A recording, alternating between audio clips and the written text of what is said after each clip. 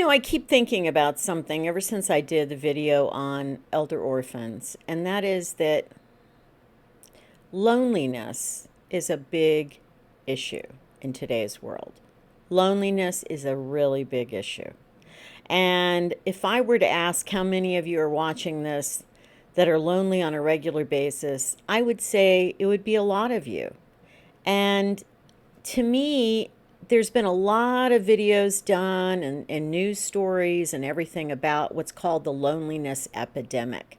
There really has been an increasing epidemic of this in the last at least 2 decades, maybe longer than that. I think it's been increasing over probably at least half of my lifetime.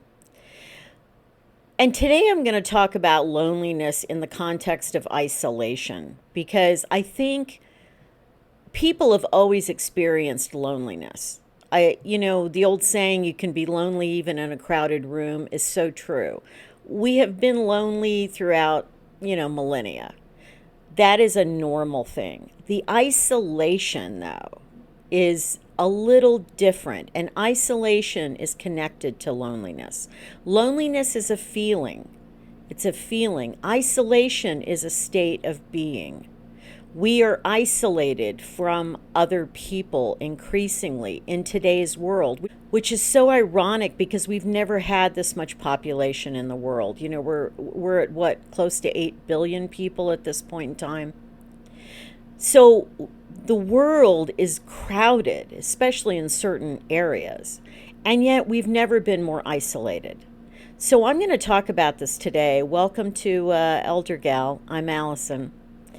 And I keep thinking about a movie I saw, and I was really racking my brain to think of the title of the movie because I can't. I'm a big fan of science fiction movies, especially apocalyptic movies, although I find I can watch them less and less. I did a short on this, that I watch them less than I used to, because I used to watch them because I'd watch the apocalyptic movie and I would think, oh, well, see, things are pretty good in the world compared to that. Now, I'm not so sure some days. I actually am terrified of what is happening in the world and what could happen in the world still in my lifetime. I never expected to see something like this. So, back to a movie I saw, which I cannot remember the name of, but as I describe it, I bet some of you will maybe know the name and you can share it in the comments below. So in this movie, this young man lives in this pod, and it's like a self-sustaining unit. He gets his food through the pod, he gets water through the pod, he has a screen in front of him, he is kept busy all day. In fact, he does actual work through the pod. Like there's a little thing that he uses, a device he uses on his leg that he can key in different commands, and he does like a construction job where he's like moving like a front loader or something like that. Well, anyway, he has been like this for years, apparently, in the beginning of the movie, and he has had no human contact. And apparently there are hundreds, if not thousands, of these pods spread around. And in each one is like one person. And I always thought that that was such a good metaphor for what is increasingly happening in the world today. A lot of people live in their own homes or apartments, and a lot of times they don't engage with the outside world that much, or they don't want to engage with the outside world that much. And so there's this increasing sense of isolation from the world, and for good reason. There's a lot more stress out there. I never used to understand people with agoraphobia, which is a phobia of you don't want to leave your house, you don't want to be out in public, you don't want to be around crowds of people. I used to not really understand it a lot, but as I've gotten older, I do understand it to some degree. I've never had agoraphobia, but I do understand what creates that in people, and actually why in the world we live today, why some people would develop that. Anyway, back to this story.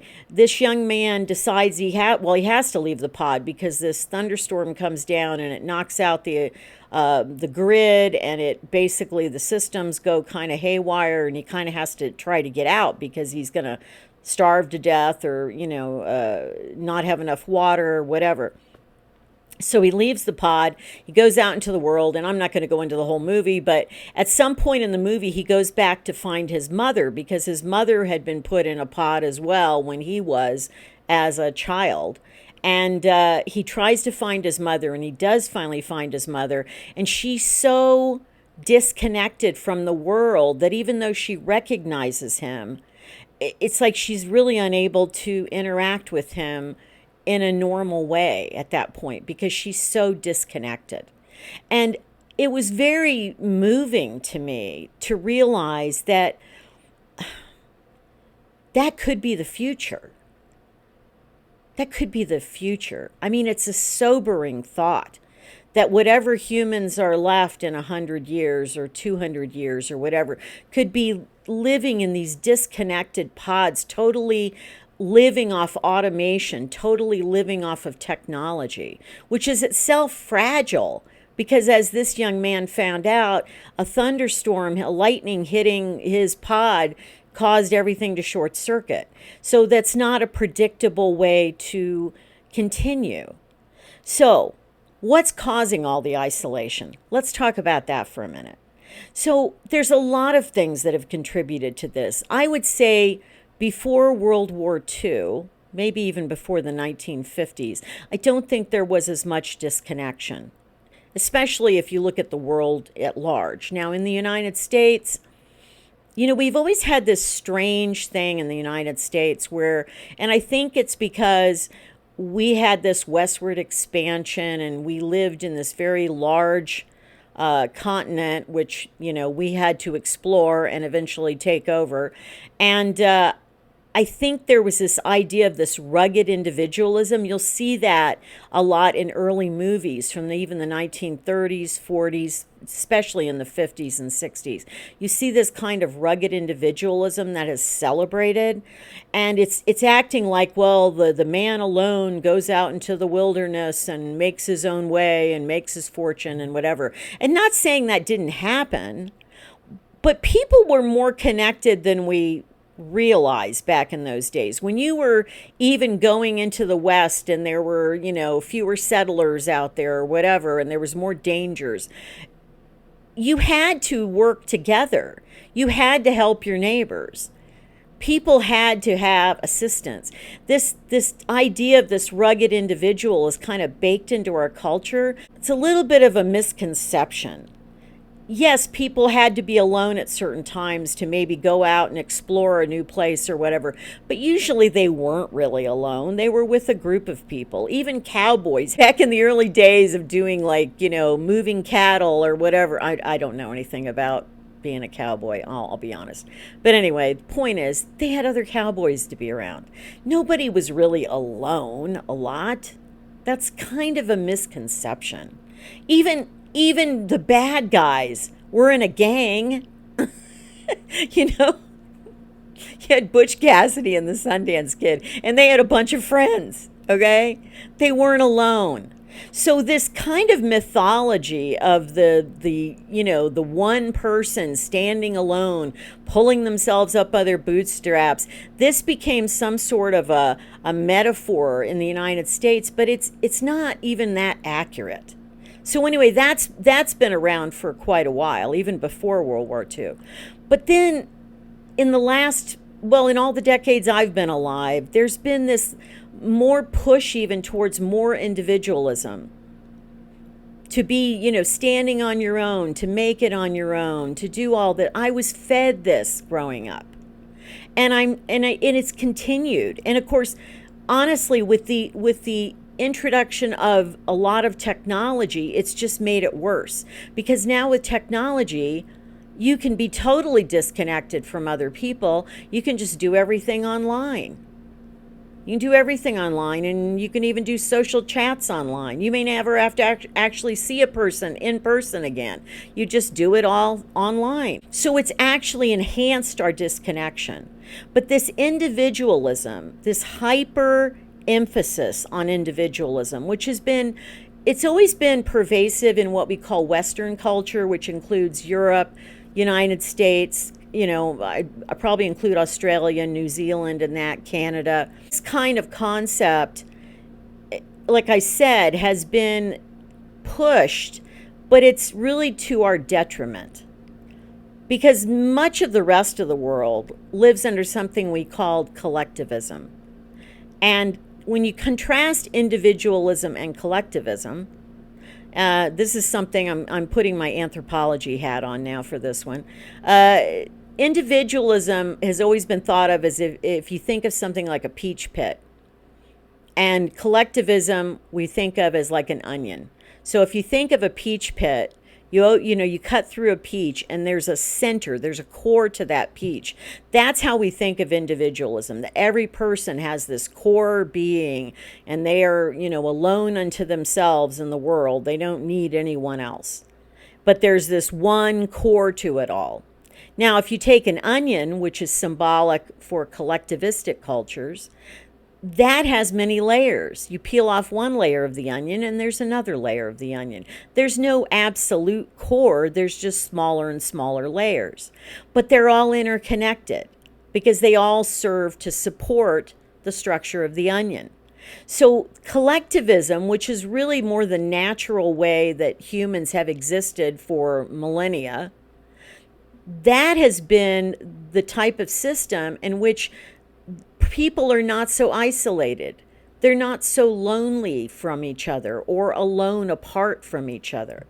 And so it supported people, whether it was the family or the village or the town, whatever, but there were systems in place. Now, these still exist in many parts of the world. I would say they're getting eroded, a lot to do with technology, honestly, but they are becoming eroded, but they're still in place. People have left comments on my channel about many places in the world where they see, like a community where everybody kind of takes care of everybody in the community. They don't have to be asked or whatever. Everybody just kind of jumps and helps out. That was how it used to be. And it used to even be like that a lot in the early days of the United States. So that is part of what has changed things too and made us more isolated. And that isolation, which is kind of couched in that individualism, it can be deadly. And if we keep going down this road, it'll be like that movie I described to you, that we're going to be living in these little pods, completely separated, and never speak for so long that we even forget how to speak. It will be I won't live to see that, but I'm just saying that could be the future for our grandchildren or great-grandchildren or whatever. I hope it's not. I hope we realize in time that technology can serve us, but we shouldn't be slaves to it. We should not be slaves to our own technology. When I started this video today, I really had no idea what direction I was really going with this. I thought, well, maybe I'll be talking about loneliness. No, it's about the isolation. It's about the isolation. Because the isolation, so many people have left comments about this, that they go a whole week and they don't talk to someone. In fact, studies have shown that about 37% of people literally don't talk to another person in an entire week. That's isolation. And isolation leads to loneliness. The other things, there's a lot of factors here. There's so many moving parts to this. You can't just point to one thing like technology. It's also, at least in the United States, part of the problem is the way that we designed our cities and connected our everywhere in the country. This is not a place, it was a place designed for the automobile. By the time the United States really started growing in population, we had the early versions of the automobile, and that isolated us because now you're driving around in your own car. And eventually that, led to the layouts and the design of cities, which were not designed for people being able to easily walk around or have good public transportation. All of these things hampered this sense of connectedness for people in the United States. There's very few walkable cities in the United States. New York City is the most famous one that is still, if you live in Manhattan, you don't need a car. You can get around quite well either with the subway or walking or the bus or, occasional taxi, but you do not need your own car. And people love New York for that. I would say it's true to some degree in downtown Chicago, downtown San Francisco, or even maybe downtown Seattle, but much less than in New York. And so we don't have a lot of really walkable cities unless they're very small towns. And even in small towns, things can be really stretched out and not really condensed enough that people can easily get around. This is a problem that people in Europe generally don't have because those cities were designed and built long before the advent of the automobile and even the advent of a lot of public transportation. And so they're walkable. And so people don't have to have a car. But that has isolated us too. Being in our own little bubble of a car isolates us from other people. So it's not just the online technology. It's also started long before that. And, there's so many other factors, economic factors, how the workplace has changed. There's so many things that have led to this, but I cannot tell you enough, first of all, how much I really feel the urgency of this, of the danger of isolation.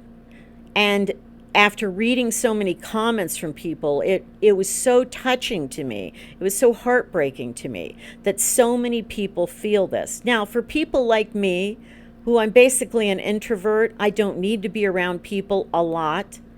I don't feel the isolation as much. And if you're an introvert out there, you know what I'm talking about.